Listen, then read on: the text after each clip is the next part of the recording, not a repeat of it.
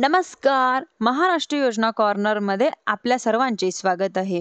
आजच्या व्हिडिओच्या माध्यमातून आपण बघणार आहोत की राज्यातील जे नमो शेतकरी महासन्मान निधीचे अंतर्गत जे पात्र शेतकरी आहेत त्यांना नमो शेतकरी योजनेचा जो 7वा हप्ता आहे तो या तारखेला मिळणार आहे. म्हणजेच की आपण आता बघणार आहोत की त्यांना 9 ते 10 सप्टेंबर 2025 या कालावधीमध्ये वितरित केला जाणार आहे.